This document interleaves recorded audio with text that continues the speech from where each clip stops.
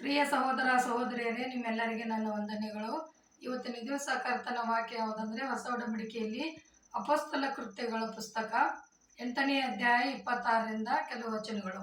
ಅದರಲ್ಲಿ ಫಿಲಿಪ್ಪನು ಐಥಿಯೋಫನಿಗೆ ಹೇಳಿದ ಸುವಾರ್ತೆಯ ಕುರಿತು, ಅವನು ಹೇಗೆ ಹೇಳಿದರಿಂದ ಐಥಿಯೋಫನಿಗೆ ಏನು ಉಪಯೋಗವಾಯಿತು ಅದನ್ನು ಕುರಿತು ನಾವು ಹೇಳೋನಾಗಿದ್ದೇನೆ.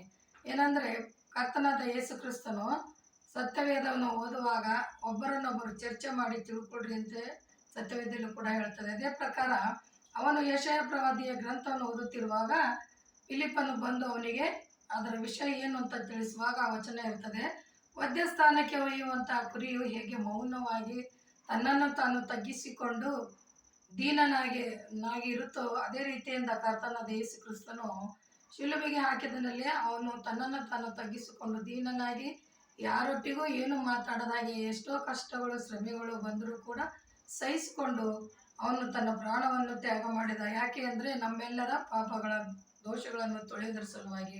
ಅದಕ್ಕಾಗಿ ಇವತ್ತು ಅವನು ವಾಕ್ಯ ಏನು ಹೇಳ್ತಾನಂದರೆ, ಕರ್ತನಾದ ಯೇಸು ಕ್ರಿಸ್ತನನ್ನು ಯಾರ್ಯಾರು ನಂಬುತ್ತಾರೋ ಅವರು ನಿತ್ಯ ಜೀವ ಹೊಂದುತ್ತಾರೆ. ಈ ವಾಕ್ಯದಲ್ಲಿ ಅದೇನೇ ಬರೆದಿದೆ ಯೆಶಾಯ ಪ್ರವಾದದಲ್ಲಿ, ಏನಂತಂದರೆ, ದೇವರು ಯೇಸು ಕ್ರಿಸ್ತನು ದೇವಕುಮಾರನೆಂದು ಯಾರ್ಯಾರು ನಂಬುತ್ತಾರೋ ಅವರು ನಿತ್ಯ ಭಾಗ್ಯಕ್ಕೆ ಹೊಂದುತ್ತಾರೆ ಅಂತ ಹೇಳ್ತಾನೆ. ಹೇಳಿದಾಗ ಅದನ್ನು ಕೇಳಿ ಅವನು ನಂಬಿ ಅವನು ಏನು ಮಾಡ್ತಾನೆ, ನನಗೆ ದೀಕ್ಷಾಸ್ನಾನ ಕೊಡಿಸ್ಬೇಕು ಅಂತೇಳಿ ಫಿಲಿಪ್ಪನಿಗೆ ಕೇಳಿದಾಗ ಫಿಲಿಪ್ಪನು ಹೇಳ್ತಾನೆ, ನೀನು ಸಂಪೂರ್ಣವಾಗಿ ನಿನ್ನ ಮನಸ್ಸಿನಿಂದ ಕರ್ತನಾದ ಯೇಸು ಕ್ರಿಸ್ತನು ದೇವಕುಮಾರನೆಂದು ನಂಬುತ್ತೀಯಾ ಅಂದ್ರೆ ನಂಬುತ್ತೇನೆ ಅಂದಾಗ ಅವನು ದೀಕ್ಷಾಸ್ನಾನ ಕೊಡ್ಬೇಕನ್ನಷ್ಟರಲ್ಲಿ ಮುಂದೆ ಒಂದು ನದಿ ಬರುತ್ತೆ. ಆ ನದಿಯ ಹತ್ರ ಹೋಗಿ ಇಬ್ಬರು ಕೆಳಗಿಳಿದು ನದಿಯಲ್ಲಿ ಇಳಿದು ತಂದೆ ಮಗ ಪರಿಶುದ್ಧಾತ್ಮ ಅಂತೇಳಿ ಫಿಲಿಪ್ಪನು ಆತನಿಗೆ ಬಾಪ್ತಿಸ್ಮವನ್ನು ಕೊಡ್ತಾನೆ. ದೀಕ್ಷೆಯನ್ನು ಕೊಟ್ಟು ಮೇಲಕ್ಕೆ ಬರುವಾಗ ಕರ್ತನ ಕೃಪೆಯಿಂದ ಆತನಿಗೆ ಫಿಲಿಪ್ಪನಿಗೆ ಎತ್ತಲ್ಪಡುತ್ತದೆ, ಮೇಲಕ್ಕೆ ಎತ್ತಲ್ಪಡ್ತಾನೆ. ಆವಾಗ ಐಥಿಯೋಫನೊಬ್ಬನೇ ಇದ್ದರೂ ಕೂಡ ಭಯಪಡದವನಿಗೆ ಒಂಥರವಾದ ಸಂತೋಷವಾಗ್ತದೆ. ಯಾಕಂದರೆ ನಾನು ದೇವರ ಮೂಲಕವಾಗಿ ಆನಂದ ಪಡುತ್ತೇನೆ, ಈ ವಾಕ್ಯವನ್ನು ಮತ್ತೊಬ್ಬರಿಗೆ ಹೇಳಿ ಸಂತೋಷಪಟ್ಟು ಒಬ್ಬರಿಂದ ಒಬ್ಬರಿಗೆ ದೇವರ ವಾಕ್ಯವನ್ನು ಪ್ರಚಾರ ಮಾಡುತ್ತೇನೆ ಎಂದು ಸಂತೋಷದಿಂದ ಮೇಲಕ್ಕೆ ಬಂದು ರಥದಲ್ಲಿ ಕುಳಿತು ಕೈಸರಕ್ಕೆ ಹೋಗುವ ದಾರಿಯಲ್ಲಿ ಬರ್ತಕ್ಕಂಥ ಎಲ್ಲ ನಗರಗಳಲ್ಲಿ ದೇವರ ವಾಕ್ಯವನ್ನು ಸಾರುತ್ತಾ ಸಂದೇಶವನ್ನು ಸಾರುತ್ತಾ ಹೋಗುತ್ತಾನೆ.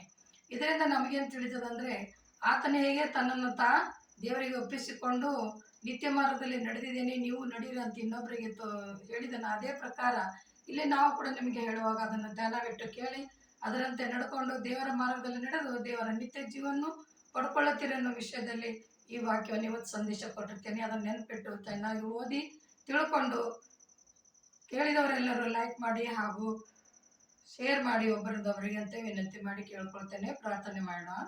ಪರಿಶುದ್ಧನೇ ಪರಿಶುದ್ಧನೇ ದೂತಗಳ ಒಡೆಯನೇ ಸೇನಾಧೀಶ್ವರನೇ, ಅಪ್ಪ ನಿನ್ನ ನಾಮಕ್ಕೆ ಕೋಟಿ ಕೋಟಿ ಸ್ತೋತ್ರ.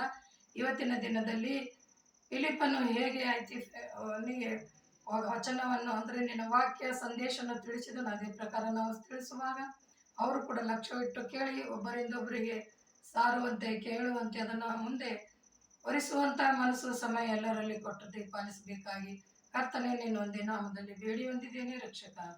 ಆಮೇನ್.